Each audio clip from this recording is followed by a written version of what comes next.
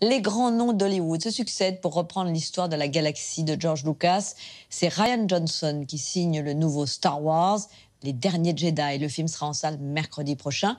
Après l'énorme succès des 2 derniers opus de la saga, voyons comment le réalisateur de ce 8e épisode a relevé le défi et s'il réussit à entretenir l'intérêt et la passion des fans avec David Caillot. Let the past die. That's the only way to become what you were meant to be. Avec 8 films, plusieurs ressorties et pas moins de 55 millions d'entrées rien qu'en France, Star Wars est la franchise cinématographique la plus prolifique au monde. Depuis le rachat en 2012 de la marque par Disney pour 4 milliards de dollars, la galaxie Star Wars semble plus que jamais en expansion. Entre les suites, les films dérivés ou les jeux vidéo, pas toujours facile de s'y retrouver. Something inside me has always been there. But now it's awake. Alors que sort le nouvel épisode de la saga Star Wars, Les Derniers Jedi, on a voulu comprendre comment cet empire de la pop culture né il y a 40 ans s'y prend pour se renouveler. I've seen this raw strength only once before. It didn't scare me enough then.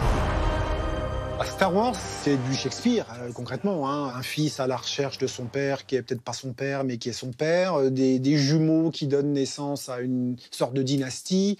Oui, c'est le recyclage brillant de la tragédie grecque et des tragédies de Shakespeare. Et c'est aussi pour ça que c'est très universel et que 40 ans après, ça continue de toucher les gamins. And action. Afin de toucher un nouveau public, Disney a fait appel à un jeune réalisateur prometteur pour diriger ce 8e volet, Rian Johnson, remarqué en 2012 avec son film de science-fiction Looper. Un metteur en scène capable de creuser des personnages complexes sans pour autant perdre le spectateur. Le défi pour ce film, c'était de prendre les personnages et de les secouer, qu'ils sortent de leur zone de confort. En leur faisant traverser des épreuves très difficiles, on voit de quoi ils sont capables. Grâce à ça, on arrive naturellement à des choses intéressantes et inattendues.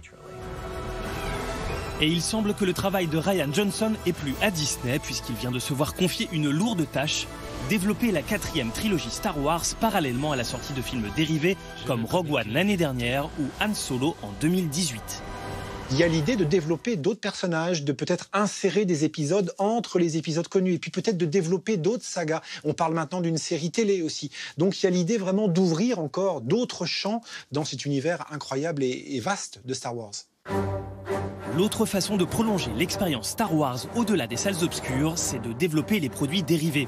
Une stratégie mise en place par George Lucas dès le premier épisode.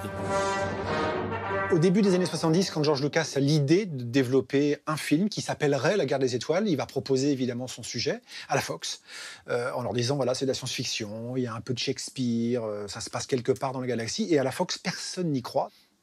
Et pour emporter le morceau, Lucas accepte de ne pas être payé, mais il dit en revanche, moi j'y crois, donc je ne suis pas payé, mais je vais prendre les droits des produits dérivés.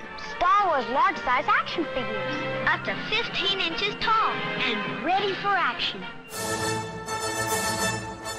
Un choix qui s'est avéré payant. Aujourd'hui, Star Wars est une marque qui rapporte gros. Figurines, livres, jeux vidéo.